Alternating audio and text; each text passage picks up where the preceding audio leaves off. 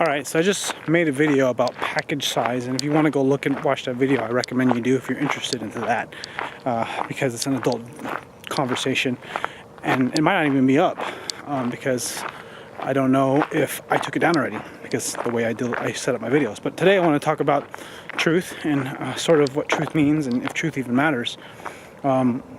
This is kind of why the truth doesn't really matter.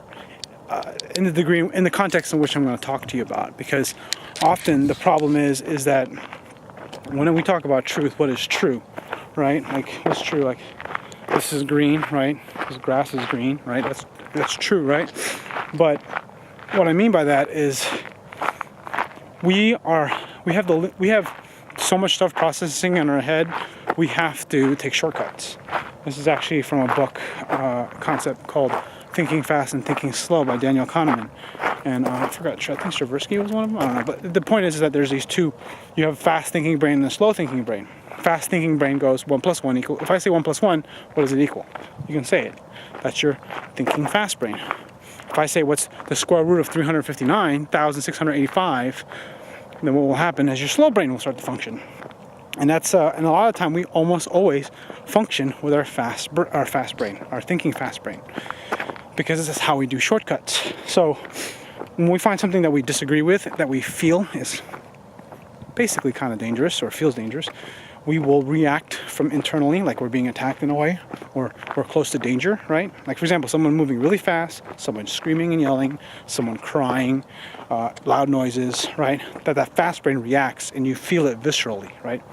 If you watch any videos on YouTube, you're going to respond that way. This is kind of why what makes movies so cool is because you're so present when you watch them. You're like, all that works is your fast brain, and it's easy.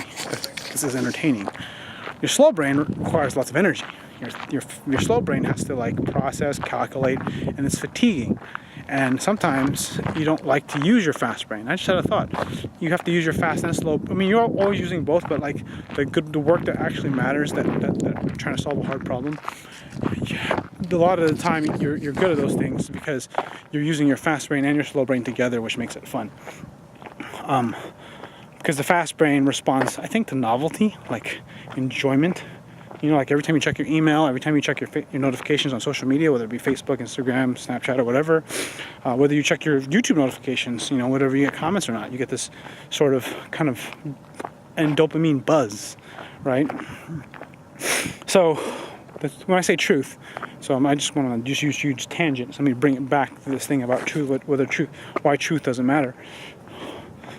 A lot of the time in the world, or in our life, or across the nation, or on TV, or whatever, the news, the population, a group of people, they have certain beliefs, and they generally don't change. It takes a long time to change, right?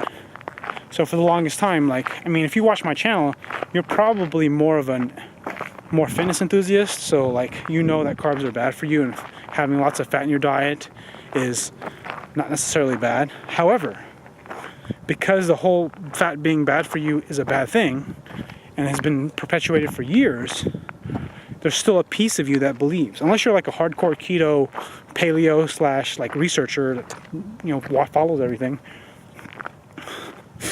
then unless you're one of those people, most likely if you think if you have too much fat with carbs, it's gonna be bad for you, right? And there's kind of no way to sort of get that out of your body, that thought process, because it's already embedded into the culture, it's embedded into your psychology. Same goes with presidential elections and what people say. This is why marketing is so powerful, especially when it comes to presidential elections and political candidates and laws being passed and taxes, is that marketing will move, and what will happen is you will believe whatever it is that they want you to believe. I know that sounds kind of trippy and conspiracy theory-like, but here's a pretty good example. Kevin Hart. One of the stories about Kevin Hart, I don't know a whole lot about Kevin Hart, okay? But this is what I've heard and listened to. You know, I listened to a full interview of him recently on The Breakfast Club. And he was talking about the story about his wife. Now, this is the story because one of my clients was telling me about it, that he left the wife that he's with now, his ex-wife that he was with, he cheated on his ex-wife with the girl that he is with now, right?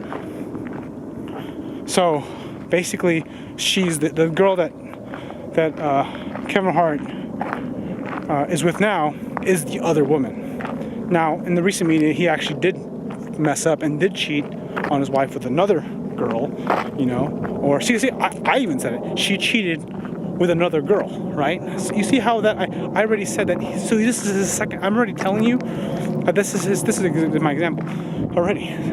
This is Kevin Hart's second time cheating. I just said it. You know, it's embedded in me. But I'm actually trying to explain to you, this isn't the second time he cheated. This is the first time he cheated. But the problem is, everyone believes that this is the second time he cheated. You know? In reality, the way he describes it, again, see, this is the problem. See, now we have this confirmation bias. We want to believe what we want to believe. He was telling them in the Breakfast Club that they had been separated for a year. They had been separated for a year, right? His ex-wife. And then got together with this girl a year later. But in the media, what happened is his ex-wife said that he cheated on her with this girl that he's married to now, right? And the problem is everybody believes it, right? And I guess part of me believes it because I just said it. But I'm trying to explain to you that I don't believe it. You see that? I don't know if you caught that. It's kind of fucking weird. It's really funky how that works. But yeah, it's tough. Like, I mean, just another example. Like, police go to a house and there's like a domestic dispute. Big guy, 6'5", 350 pounds. Small girl, 120 pounds, right? And, you know, she's hurt. Who's at fault, right? Who are you gonna believe, right? You can't help but want to blame the guy. He's big, you know. Could have been easily hurt her by just breathing, right? He's so big. Hello. Anyways, I'm just bringing this up because even I have a bias towards it. You don't know. She could freaking hit him in the head or pull the gun or knife. Who knows? You have no idea. But for the most part, what will end up happening is he's probably gonna. I'm gonna step and poop. He's probably going to. They're probably gonna arrest the big guy, right? So it's kind of a. It's just that's how it is, right? That's how. And it's fair or unfair, whatever you want to call it.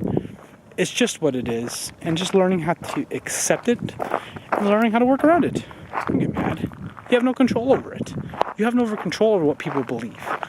You know? I guess you have some influence, but like, it's the weird thing about influence when you're trying to get someone to believe something. The harder you work at getting someone to believe something, the less likely they are to believe it. The more they will oppose it. Anyways, just a thought. See you later.